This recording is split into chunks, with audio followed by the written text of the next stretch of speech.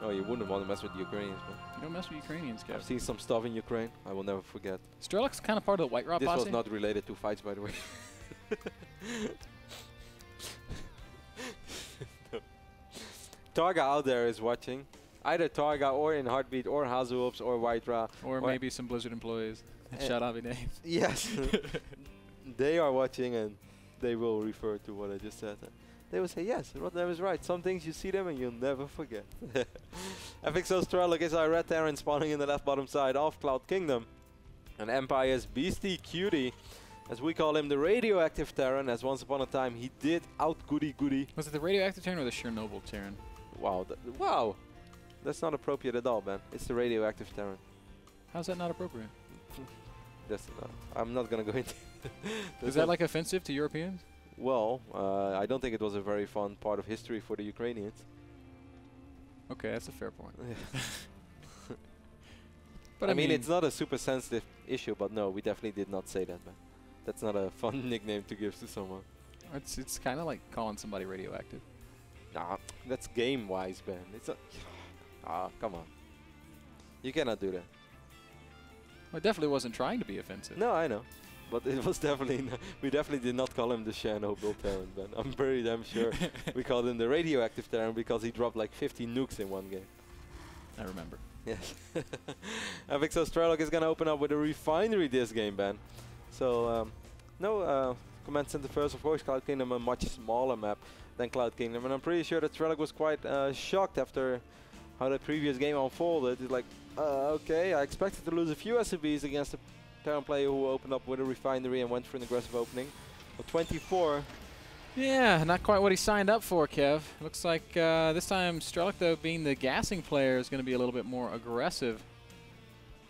As we do see him getting that refinery, well, right in line with his barracks. Walls Beastie out, so Beastie's in the dark. Beastie's going to proxy a barracks, rather, and expand. So one rack's fast expand for Beastie.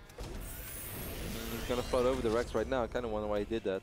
Strelok did not even bother to scout so far. So Beastie tried to pull off a minor mind game, but Strelok, well, Strelok's gonna go. It's gonna go completely unnoticed as Strelok never even bothered to scout, which is often the case, man. When they open up with a refinery, they rarely use all their resources, and they just think like, you know what, it doesn't even really matter what I scout. Oh, he's gonna open up with Reapers, man. It's gonna be your favorite build in the world. I love this build. I missed the Mr. Beater speech. This is I wanna hear it. Let's talk about Reaper Expand, Kevin. Yes. I'm gonna tell you why Reaper Expand is so good. Tell me. The sole purpose of these Reapers is to do some scouting, and they are always going to succeed in that regard because of how mobile they are. But the reason Reaper Expand is great is because you get to do that scouting. You get your expand down at a pretty good time, and you're almost always going to deal some bonus damage. Ooh. Certainly in the case of Beastie going double expansion. 3 Reapers will one-shot Marines. He will probably be able to see in the entirety of Beastie's base and get at least a handful of SCV kills. Yeah, Strelok was actually one of the first European Terrans back in the days, guys, who went for that 3 Reaper opening and Reaper Hellion. And there was a little while where some Terran players were really confused, like, hey, what the hell, how am I supposed to deal with this? This is getting really frustrating. TVT is turning into a madness. But after that, people kind of figured out how to deal with that. This build? I mean, he opened up only one Reaper. I didn't see the command center, I'm dumb. From who? From Strelok. Oh. I was so confused. I saw the Reaper. I saw these extra barracks, I saw the eBay, and I didn't see the command center. I was like, what is he doing? Oh my god. But in fact, he is just playing very, very normal. That Reaper did a nice little scouting run right up to that command center. Killed, I think, a single SCV. Yeah, so he got some bonus damage dealt. Actually, he just killed a Marine band. And he was not able to go up into the main base, but the SCV from Strelok early this game just ran past 2 Marines of Beastie. So that was a little bit sloppy by Beastie, because otherwise, what it all boils down to, guys, if that SCV wouldn't have seen what it saw, Strelok would have been most likely forced to sacrifice his Reaper to see this. Now he already saw that, so obviously he's not going to fly in his Reaper and risk losing it, when he could actually just hold the Northern Zelnaga Watchtower. So that SCV kind of did the job of the Reaper, and that Reaper instead said, man, I'm going to kill a Marine, and I'm going to back off. BC's in a pretty good spot here, Kev. He's got the triple orbital pretty much done. He'll be producing SCVs off of 3 command centers. He'll be dropping mules from 3 orbitals. This is an interesting opening by Strelok, man. This is kind of like old school TVP, 3 racks opening. Combat Shield is going to be researched before Stim. BC is going to see this right now. He's going to end up losing these 3 Marines. And this could actually be a very expensive loss. Wow, Beasty, you do not have a single marine. He has in no your bunker. units. Oh no, Strelok. And He's actually, in so Strelok, much he doesn't trouble. know what we know. He's not going to push right now. Wow, Beasty is in so much trouble though, man. He barely has any units. Yes, he might be able to get out of Banshee soon, but there's a reason why Strelok is rallying everything across the other side of this map. Combat Shield is going to be ready, and that's the moment that Strelok is going to go for it. And Ben, I think this Reaper will fall. I mean, not the Reaper, the bunker. The bunker will definitely fall. The Reaper might fall as well. A couple of Hellions do make it out for Beasty, and Strelok is running from a fight that he could easily win. The Reaper did fall. Poor It Reaper. would have actually been awesome for Strelok to keep that Reaper among his army, because that Reaper does some serious damage on the bunker. Because of course, guys, this is not hard to swarm, and they still throw those big-ass grenades. Yes, sir. They still do some good damage in Heart of the Swarm too, but their building damage has been nerfed a little bit. Here comes Strelok. He's got a lot of Marines, about 23 of them against 4 Hellions and 3 Marines from Beasty. Beasty's got to micro this perfectly. SCVs are off the line. Bunker taking some heavy damage, but mass repair being used to great effect. And wow, Strelok doing such a good job focusing down those Hellions, man. Now focusing on these SCVs. The Marines are just going to ignore this bunker. So smart, just walks right past. Wow, Strelok, beautiful execution there, man. Because with those 4 Hellions, it was really not easy for Strelok to pull this off. Beautiful focus fire. He's going to kill more and more and more SCVs. Marines with combat shield are so much better than Marines without combat shield, man. Beasty should hold with this medevac, Kev, but it's been at the expense of a lot of workers. 12 SCVs died. I mean, if you look at the... 12 SCVs died, but he's not actually behind. Yeah. I'm a little bit shocked over here, Ben, but what is very important is that we can see that Beasty, he seems to be aiming for a mech build, Ben, while Strelok on the other end is, of course, still relying on those bio units. And last time it was just a combat shield push. This time it's going to be combat shield and stim, and that's going to be a real problem. He's also got +1, which is going to make these units hit so much harder. +1 armor is going to finish soon as well, so we have Marines with +1 combat shield and stim against the bunker and a couple Hellions. What if you could put Hellions in a bunker? Then it's a fire bat. Hey, you know how in Heart of the Swarm they're making the Hellion turn into the Hellbat, and that's a bio unit? Yes. Does that mean it can go in bunkers? I don't think it can. Because it actually could for a little while, but then they changed it. Oh, really? Because they said it was a bug. But yeah, basically a Marine with combat shield, stim pack, and +1 against a Marine with just 0/0 and neither of those 2 upgrades. That's like having a Colossus against a Marine band. That's a completely unfair fight. Beasty sending an empty medevac across the map. It's a good way to scout. Yeah, forcing a stim actually on quite a few units. These Marines are screaming like, "Come out, cowards! Come out! Look, a girl! Get her! Fight us, cowards!" And actually the girl's like, I have no troops with me. Just on a joyride? But I can give you guys a ride. Beasty right now working on just building up that big, strong mech army. If Strelok would have gone for it, Ben, before siege tanks were out, before siege mode was done, he could have just stimmed a move and win the game. Those Hellions would have died immediately. This bunker would have fallen oh so quick. And Beasty just has absolutely 0 DPS. Now, actually, he is going to stabilize. Now, this does not mean that Strelok completely missed his window.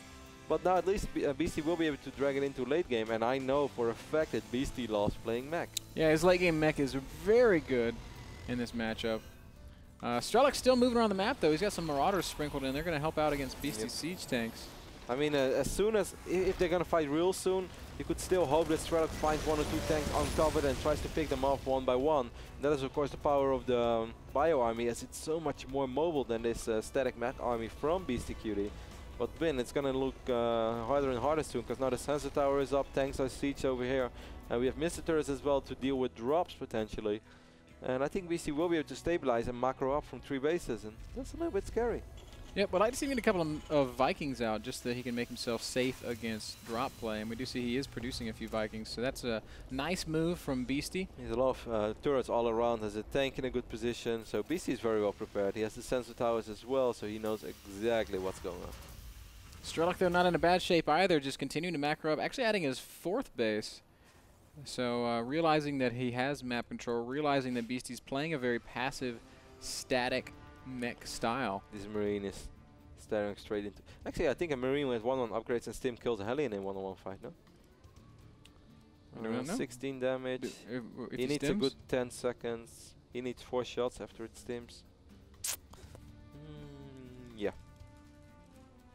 The righty verdict is yes? 3 shots. Actually, no, I actually think that the Hellion would win. 7.5 seconds. Hellions are good, man.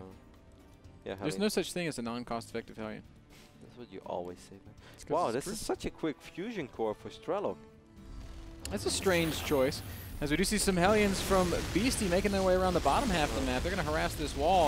If he kills the building depot, he can get through, but of course Strelok will show up in time. This is one way to deal with Hellions driving around, by the way. If you're a bio player, you don't want to, of course, worry about Hellions being active around the map. First battle cruiser in production at 14 minutes and 48 seconds, then. I know that as long as we've been casting in the North American Star League, nobody has ever built a battle cruiser that quick. I'm trying to think of one. I think the last time I saw a battle cruiser built this quickly was in the first season of GSL when Torch was playing. Really? Yeah. Did you ever watch him play in GSL? Yeah, I watched it. He just did battle cruiser cheese every single game. That's such a long time ago. I mean, I think the most famous battle cruisers games we've seen over the last year would probably be Nama versus Idra. Yeah, Nama is one base battle cruiser built against Idra. And of course, Nama wouldn't be Nama if he would send in that replay to every caster out there and make sure that it ends up on YouTube. Because Nama is like, I don't care. Yeah, well, one of the funniest things I've seen was at the Home Story Cup 4 when Nama was supposed to cast a game, but then the admin came. He's like, Nama? And Nama's like, yeah. You're supposed to cast the next game, but Idra is casting as well. Nama's like, yeah, and? It's like, well, Idra does not like to cast with you. Nama's like, I don't care. And Greg's just, Greg's like, I'm not going to cast with him. Wow. No, so Greg is so salty. Yeah. He is the true definition of salty. Blue Flame Hellion drop behind Strelok's 4th base and 3rd base. So that's going to be a little bit annoying for Strelok to deal with. Those are the words I was looking for. A little bit of everything, then. It's going to be difficult. It's going to be painful. It is going to be annoying. And Strelok will take some losses before he's able to clean this up. Vikings come over. What these Hellions do achieve, though, Ben, is they're going to see this fusion core. So it's like, oh, wow. Beasty's going to be like, what? So you're actually going for battle cruisers before we go into our first fight. Well, surprise, surprise, Beasty. There's going to be like 4 battle cruisers out already. And we're going to have a pretty big engagement over here, though, man. Beasty has so many siege tanks. Beasty, I guess, is aware of what is happening, and he realized that if I want to make these siege tanks worth their cost, I'm going to have to go for a fight real soon. This could be a perfect time, though. Battle cruisers are here for Strelok, but it seems like Beasty's got a much stronger ground army. Oh, but can he answer for the BCs? It looks like the answer to that is no. 4 starports finishing up for Beasty. He has got to do something, and he's just going to sacrifice these tanks on this planetary. Well, they have a lot of DPS, though, but no. Wild tanks do so much damage. Oh, and he does get it. What a great sacrifice over there by Beasty. Yes, he lost an insane amount of tanks, and that's the least cost-effective sacrifice that I've seen in a long time. But those tanks, most of them would have fallen anyway, and they are going to be useless in these Sky Wars. Also keeps the battle cruisers on Strelok's side of the map, giving Beasty time to get some Vikings out. Definitely a very, very expensive exchange, but it might have been just what he needs to stay in this game. Beasty right now been producing 5 Vikings at a time. Strelok on the other hand, only 2. Strelok does, of course, have a massive army supply lead after that fight. We can see that Beasty has lost more resources as well, and I think Strelok has been outmining him for a little bit as he went up to 4 bases quicker, and basically has been doing everything right. It's going to be really tough for Beasty here. Strelok has +2 flyer attack already, and Beasty hasn't started upgrading his ships. So really the only hope for Beasty, Kevin, from my perspective, is if he can keep Strelok from attacking him for about 10 minutes. Strelok, Beasty's army is so small, man. It's 62 army supply right now against 134. Strelok, of course, took a small risk because if Beasty would have attacked a little bit quicker. I can't believe this worked for Strelok. He went for a battlecruiser rush. And it was brilliant. And it's going to work. He's way ahead in air upgrades. He's got air superiority. If we look at the units tab, we can see Beasty does have 18 Vikings to 13, but he has no upgrades, and he has no battlecruisers. Strelok has 6 battlecruisers. They absorb so much damage. It's ridiculous.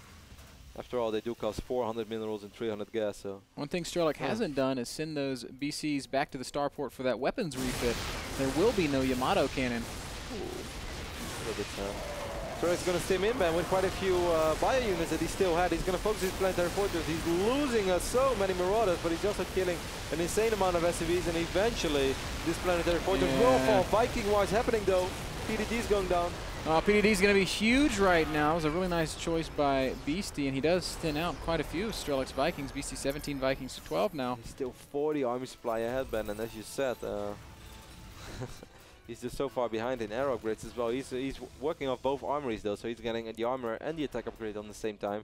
He's even going to research Seeker Missile right now, but Strelok is just in a commanding lead. Man, Strelok has done this so well. It was silly. Like what he was doing was like, oh, nobody does this, but obviously Beasty felt the same way, and it actually makes perfect sense against a mech style like that, a sit back and wait mech style.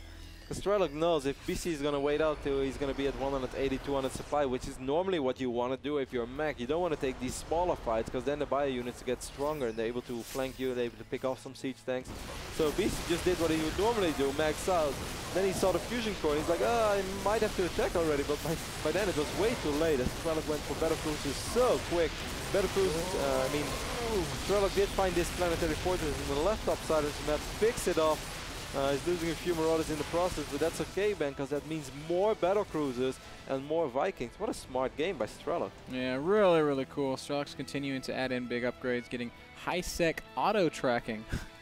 Don't see that one very often. But he's just getting the icing on the cake, I guess. Upgrade-wise, he's still so very far ahead. Beasty's finally finishing up 1-1. Yeah. Beasty is catching up a little bit in army supply, though, Ben, as he was like 60 army supply behind. Right now it's getting closer. Strelok just now starting his +3 weaponship. That took him a little while. But during all this, he's been so far ahead economically. He's still up 15 workers. He has a bank 2,500 minerals, while Beasty is broke. Yeah, and Strelok's starting adding in the Ravens now, too. So he'll have PDD. He'll have Seeker Missile. He'll have all these battle cruisers, which are such game changers. But BC's, Kevin, have 550 hit points. That is that the beefiest unit in the game? What does a carrier have? Like 300. 300, 200, or is it 300, 250? Yeah, it's something similar. I guess it's about the same, but unbelievable amount of damage absorption here from these battle cruisers as Beasty is going to have to defend against Strelok. Battle cruisers in the front, absorbing tons of Viking shots, and Strelok's Vikings from behind with the superior numbers, with the superior upgrades, will have no trouble breaking through Beasty's line here. And a very impressive game from Strelok on Cloud Kingdom. 14-minute battle cruisers into GG. Beasty taps out. Very nicely done there by Strelok. Yeah, Strelok did so much right from the start as well. His bio opening, the 3 Rex opening, killed quite a few SCVs. But then in the SCV count, they were still kind of even. So I had my guess, is he really ahead right now? I guess he was a little bit ahead because he had much better tech. Kevin. And he forced Beasty to be very defensive, which allowed him to make that super smooth transition into the BCs. We can summarize this game in 2 short words. Tell me. Reaper expand. Reaper expand, guys. It's going to guarantee you a good scout, even though the SCV did his job, and some guaranteed damage. 1 Marine. Bonus damage. Oh, bonus damage? Bonus damage. Why not guaranteed damage? Is that not part of the bidder speech? You almost always get bonus damage. Oh, okay. Guys, that game brought to you by Audible. Download and listen to a bestseller today. But before you do, head over to nasl.tv/p/audible to give us the click-through. Thanks a lot. We'll be back.